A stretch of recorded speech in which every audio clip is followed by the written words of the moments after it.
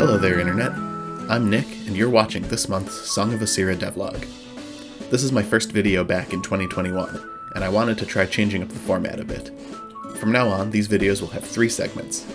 First, I'll be spotlighting the best addition to the game since the last video. Second, an interesting challenge I encountered and how I overcame it. Finally, I'll give a quick shout out to a game I played this month that inspired me. As always, if you want to know about absolutely everything going on with Song of Asirra, and not just the highlights, you can join my Patreon. For just $1 a month, you can get weekly updates, music, art, and more. And you'll be supporting me directly in making the game. The link is in the description. Now, without further ado, let's get into it. Actually, it's been 2 months since the last devlog video, since I took a bit of a holiday break, so I've added a ton of new content to the game.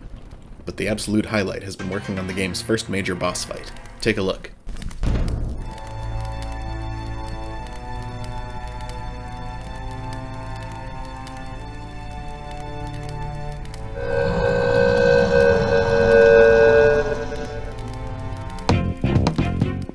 I'm still not quite finished with this fight, but boss fights need to be epic, and I've been pouring a lot of heart and soul into Balin. He's a large character with a bunch of hand-drawn animations. He can walk, jump, roar, and more. Depending on what part of his arena you're standing in, he'll move and behave differently, from trying to blow you into a pit to throwing projectiles at you. If you manage to drop a block on his back, now he's vulnerable, and it's your chance to strike.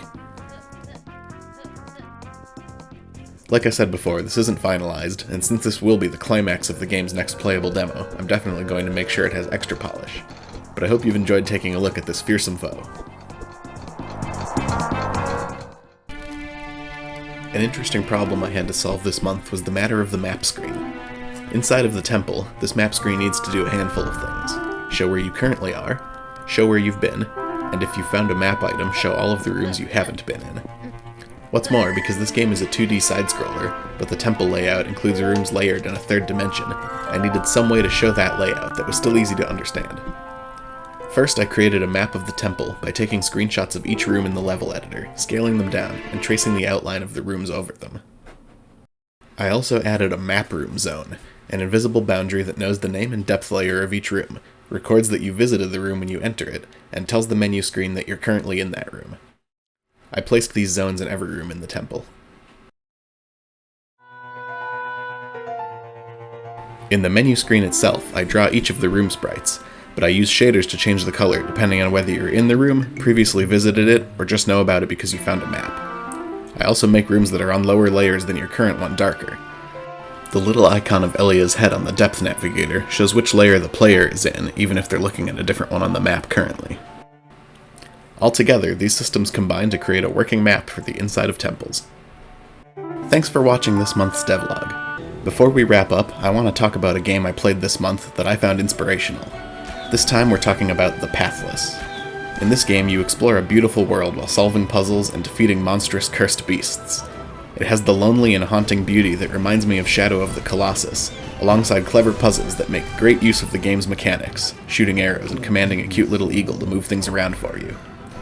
I found this game inspirational in the way that it weaves environmental details into the storytelling, and for how they leaned into a few core gameplay mechanics that are cleverly reused for traversal, puzzles, and combat.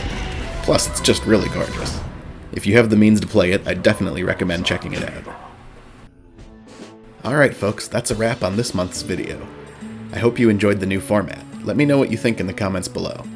I'll be back next month with more. Until then, goodbye!